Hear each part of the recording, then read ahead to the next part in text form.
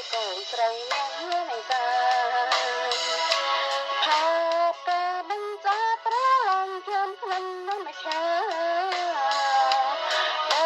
ស្គាល់ជាងហើយតាមកាចុកនឹងចលសាពីហើយវាស្នាដូថានៅគុំបាំងព្រីទៅក្របបង្កប់នឹងស្អា